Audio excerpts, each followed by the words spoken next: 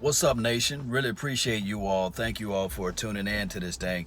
We're going to talk a little bit about Xavier Woods, the X guy. You know, whatever nickname that you would like to put on to him.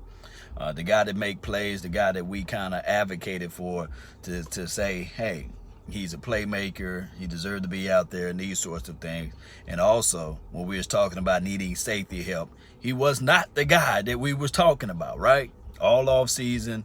I think Gil Brandt said it as well. He's going to have a breakout season for Xavier Woods. And we all been talking very glowingly of Xavier Woods. All he does is make plays. He's always around the ball, always shooting upfield, doing his thing. And I love his skill set. Shout out to Louisiana Tech. That's where he's from. I think he brings in that extra spice. He's not afraid to put his nose down inside, and then he tracks the ball pretty well out in space.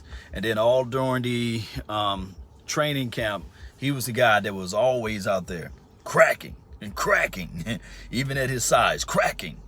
And shout out to him for being NFC Defensive Player of the Week. And let's just continue to add on to that because there's something special about his overall skill set. And trust me, the guy got Pro Bowl material all over his body. Continue to play this way and continue to keep stacking those good games on top of each other. Boy. Now, I'm just saying that during next year, maybe we can match him up with another dynamic safety. Oh, my goodness, this is going to be nasty. And shout out to Darian Thompson, man. He did a great job playing out there, filling in for Jeff Heath. That's fantastic in his own sense. Donovan Wilson, next big thing. Yeah, shout out to Donovan Wilson. My thing is with Donovan, him and Xavier Woods play the same role, right? So you wouldn't really, in actuality, bench Xavier Woods and put Donovan Wilson in there. Nor would you put Donovan Wilson as strong, although he can play at the strong spot. So that's just the issue right now. But maybe off season they can try to fit him into that role and we'll see something out of him. Thompson did show a little bit more than Heath. This is from Louise. My thing is, there were several plays that I can pull up for Jeff Heath that I can say, man, these are very positive plays. He give you those good spurts. And then there are several plays that you look at and say, hey, what happened? You know, contain, come down, feel, seal, feel, seal, and do all of those things. But that's a story of a different day. I will say this. When we start talking about the overall skill sets of our defensive back in general, talking about safeties and cornerbacks, is Chris Richard doing a wonderful job? Yes. We're overall in total defense number 5. I think I read something like that. It's crazy. We overall in total defense number 5. And just shoot me if I'm wrong, Cowboy Nation. Correct me. Let me know. Metaphorically, not physically. Don't shoot me. But we're like number 5 in total defense, and then in total offense we're number 4. That's a good quality team. That means we are balanced across the board. Hey, always a lady. Really appreciate you for tuning in. So I look at it in those likings. I feel that this team, do we have room to improve on? Yes. But here's my thing. I won't break down Jeff Heath. Jeff Heath is a dynamic player. I love his skill set. And this is not me just trying to just uplift Jeff Heath and just try to tell everybody that he's the best thing since sliced bread. But just as much as we love Sean Lee out there, it's the same preference as how we should love Jeff Heath. Meaning that when you have limited snaps, you can blossom well. With Sean Lee, when you limit his snaps and you're not playing him a lot, you see that he's not going to get injured because he is injury prone. And then on top of that, he flies out to the ball. He diagnoses plays like no other. Jeff Heath is in the same likings, meaning that limit his snaps and you won't see all of the issues. He is a good rotational guy, not a full-time starter. That's the issue. That's the line in the sand. But what Cowboys did, and like I used the analogy with the spare tire, they put a spare tire on a car and expecting to have the same results as if Jeff Heath is this dynamic tie. No, he's a spare. So that's our issue. And when you read the instructions of a spare tire, you'll see that that tire says this right here: do not travel over 50 miles per hour. Do not go the distance of 100 miles on this particular tire as well. So that is what we're going through. Now, we got the W, we got the win, so we shouldn't complain about spilled milk. But can't race on a spare tire. Michael, look, man, boy, you filling in for me, man. That's what I'm talking about. You can't race on a spare tire. That's just the reality of it. Now, in a pinch, can it get you to A to Z? Yes, it can get you to A to Z. In a pinch, will it help you out in difficult situations? Yes, yes. But when it's need to be depended upon, and when the quarterback, a slew-footed quarterback, is able to read you and get out to the edge and get 17 yards on you in a playoff game, that spare tire begin to wobble a little bit. It just wobble everywhere. Like, it just wobble, man. So that's the issue with Jeff Heath. Just like I said with Jeff Heath, it's the same situation with Sean Lee. Sean Lee, we love what he's able to do with limited snaps. But if you put Sean Lee out there with multiple snaps, things happen in a bad way. And I love Sean Lee, and I love Jeff Heath, but that's the reality of it. And Sean Lee balled out, man. That's going to be my film session. I got everything already ready, curated all of the videos and things. Just going to produce it out sometime today, Sean Lee's video, and you'll see how everything works out from there. John Thomas says, X-Man, salute. Yeah, I tried to go with that name, but I got so much Philly hate when I use X-Man as the Xavier Woods nickname. So we'll figure out another nickname. Bennett is undercover. Great move. This is from Michael as well. McKenzie. Shout out to you, Michael. I look at Bennett as a seasonal guy. A guy that's going to come in, a veteran guy is going to come in and bring forth that pedigree of experience. You know, old folks had it right. You know, a new broom can sweep the floor, but that old broom know how to get those corners. And when that old broom can clean up and get all of those rough areas, that's what Michael Bennett brings to the table. Shout out to you, Natasha. Say What You Like podcast. Appreciate you. Xavier Woods makes more plays than, I couldn't read the rest of it, but put it out there. Bennett will help us in the playoff run. Joseph, yeah, I agree. Here's what Bennett brings to the table, and I'm going to talk about Jordan Lewis as well as it relates to that. Bennett, with those small pads, I said it before on the podcast with me and Big Game James. Bennett is who we thought and who we had the expectations of what Tristan Hill was to do. Bennett, that's what he brings to the table. We thought that Tristan Hill was going to come in as a rotational guy to create pressure when it's time to put him at the 3 tech and get upfield. But so far, Tristan Hill folded up like a wallet. He have yet to be on time and practice and things like that. Shout out to you, skeptical fan, man. Really appreciate you. Yes, we're going to get them Vikings, man. We're going to carve them Vikings up. Yes, indeed. So what happened here is that now we got a Bennett who is a quote-unquote a tweener type of player. And also Bennett is a far, far superior upgrade than what we had out of a Tyrone Crawford, you see. His ability, Bennett's ability to have that quick burst and get off. Now, he will be offsides here and there or line up in a neutral zone. His game plan is all about beating you on the release. And the funny part about it is that what Rob Marinelli wants you to do, you see. He wants you to win off the release. And the reason why he wear those small shoulder pads is so that he can be quick with his flexes, and his bull rush is nasty. His get off is just crazy. So that's what Bennett can do. And that's what we thought that we was going to get from a Tristan Hill. Bennett is 274 pounds. Tristan Hill is right at 303, basically, probably with the same get off. But it's all about the determination. It's all about that will and fortitude. You got to want it, baby. And I think that this is the reality of it. I just don't think that Tristan Hill is hungry enough, right? Like I said, we want players with PhDs, poor, hungry, and determined. All right, so with that being said, the Jordan Lewis, I'm going to move over to the Jordan Lewis situation.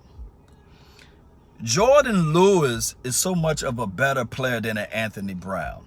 Remember what I was talking about with the spare tires? Anthony Brown is a spare tire. That so happened to be in this offense or defense for a long period of time. Now that we got a sure-in guy that can make plays, track the ball out in space, who's not afraid to hit, and then also just have the cognitive or the cerebral thoughts of knowing where the ball should be at and will be at, this guy was making plays all during training camp. What you guys are seeing now is what I saw out there in Oxnard. That's what Jordan Lewis been doing, always been doing, basically, even since that all or nothing. You remember? He was toe-to-toe with Dez Bryant. Y'all remember? Dez. Y'all remember that? That was Dez Bryant. He was willing to face and put his nose and be all up in the face of Dez Bryant. Name me another a cornerback on his team that talk with Dez. Nobody. Everybody else was just kind of like pillow fighting. They had the cushion for the they had the cushions out there. Yes. Oh, yeah. He did say Desmond. Yeah. But Jordan Lewis is that guy, that spark. And yes, Golden Tate tried to talk noise and said that, hey, I had a backup talking about that I was a washed up. Golden Tate, since the Seattle Seahawks game in 2012, is 1-7 against the Dallas Cowboys. Let that sink into your mental. Golden Tate, whatever team he's been on, he's 1-7. He only won one game against us, and that's way back in the Seattle days. Yes, Joseph, he says Witten has lost his step. Witten is this. He's reliable. He's all reliable for 6 or 7 yards. Anything over that, we all holding our breath. You know, we like, get down, Wit. Get down, Wit. Don't fumble the ball, Wit. But the reality of it, next season, this off season, if the Cowboys really for real about this thing, they'll find themselves a true tight end that can match up well with Blake Jarwin. I'm for real. They will. Raw Real Uncut says Witten runs, so funny. But Witten is old reliable. And like I said, that number, 8 catches for 58 yards, you can't cut mustard with that. They would not cut mustard. You can't have that type of numbers of receptions for only 58 yards. It's good on a stat sheet, you know, with the 8 catches or what have you, but you can't win that way down the line. Let's be real about it. I just want to be, look, I wish I could just lie to kick it and say, man, Jason Witten, the best tight end that I ever laid eyes on. And if those 8 catches for 58 yards was spectacular. Ugly but deadly type of talking. And we needed those 58 yards. You think about it, he moved the envelope. He pushed the needle through the, we don't want to lie to kick it. Blake Jarwin, 1 catch for 42 yards and a touchdown.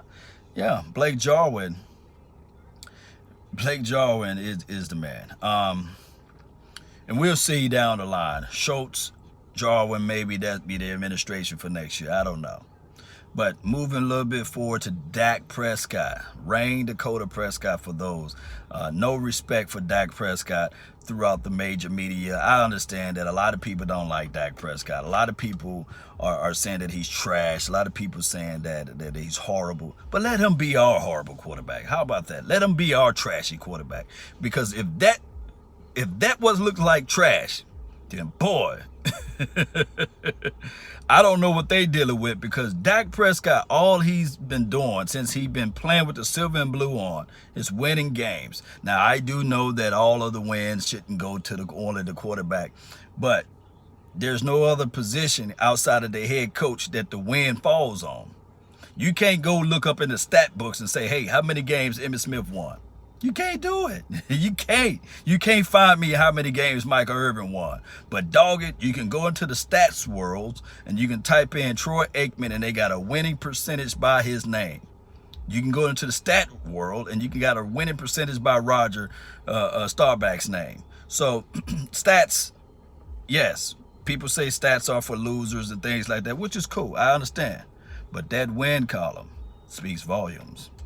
And as much as we praise Tom Brady, those Super Bowls that he won, nobody's going back and saying, well, those first 3 Super Bowls, if you really contextualize it, if you really analyze it, if you really break it down to the nature of the science, really the kicker won those Super Bowls. No, they're going to give all of the love and the adulations. I'm just speaking to you guys the truth, to the quarterback and the head coach. That's just how it goes. Dak Prescott, you can call him a game manager. Nothing wrong with that. Hey, Bradshaw, Terry Bradshaw, don't he got 4 Super Bowl rings? Was he a game manager? Yes. Oh, Law, do you have any more historical data that you want to bring out for the nation? Oh, Joe Montana. Oh, wasn't he a game manager? Yes. Facilitated 4 Super Bowls with him. Oh, facilitation for the nation, game managing. Oh, okay. Law, do you have anybody else that was a game manager that won Super Bowls? Yes, we can go on and on and on. Brad Johnson, let me know when I'm wrong, you see. But what we do is we look at it and say, okay, Dak Prescott sucks. And then we will say that, hey, it's funny.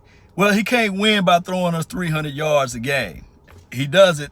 Now it's something else, you see. It's keep moving the envelope. It's pushing the needle down the field of moving the goalpost. That's the better way to put it. But it is what it is.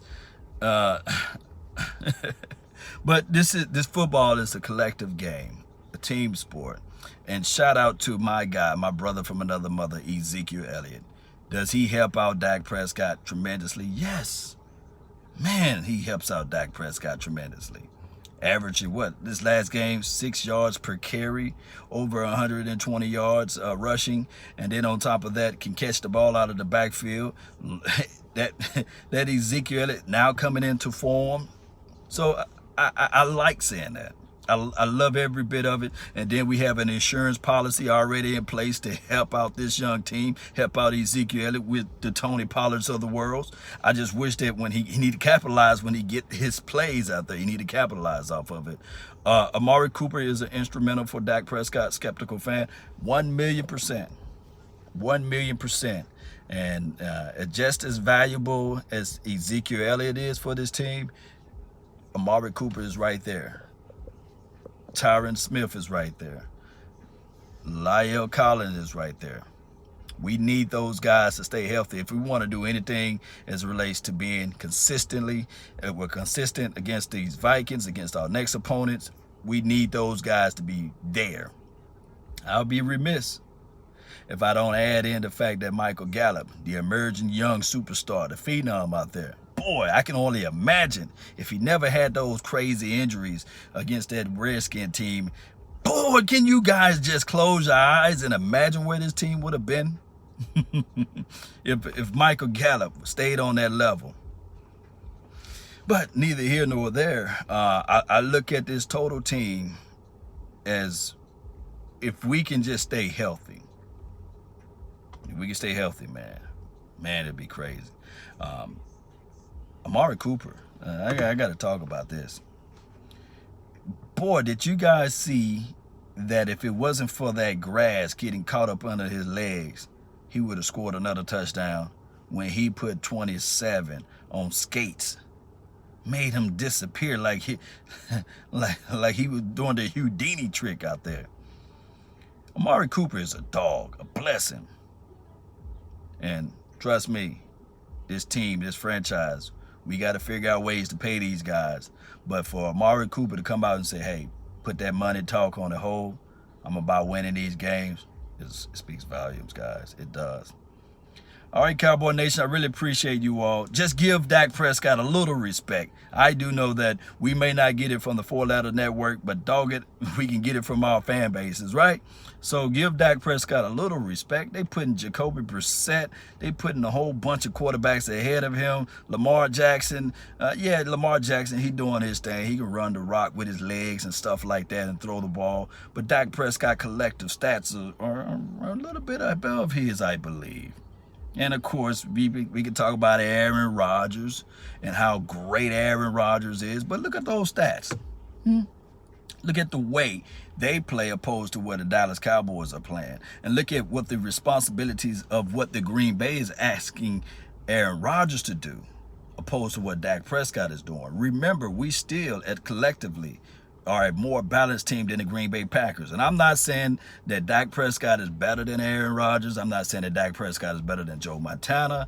And I'm not saying that Dak Prescott is better than Tom Brady, because I always got to put these disclaimers out there because people hear what they want to hear. But right now, Dak Prescott is a better winner than majority of those quarterbacks right now. Put that into your mental, outside of Tom Brady. But I can say that this guy, Russell Wilson, he is having a fantastic year. He is. Let this thing play out. Let's look at it at the end of the year. We'll see how everything can fold around. I can't stand my guy Trey F. Kennedy. I'm just gonna still put a placeholder on Cobb, man, because Cobb. Before I go, I'm just gonna put a placeholder on Randall Cobb. I look at Randall Cobb. It's been blessed by putting the silver and blue on, but also he's been cursed by their officials. Every big play you look up, he finally makes a play and you see flag out there on the turf. So let's put a little quick disclaimer on this team as it relates to Randall Cobb's play. You see, let's look at it from those parameters. That's been my time. I really thank you all for yours, especially all of the mods and all of the people that have been subscribing and following this page. And remember, you're listening to nothing but the best. Salute. I'm out. Let's go, Cowboy Nation. Let's go. Hit that like button. Subscribe to this page. Let's go, baby. Let's go. Yeah. Salute.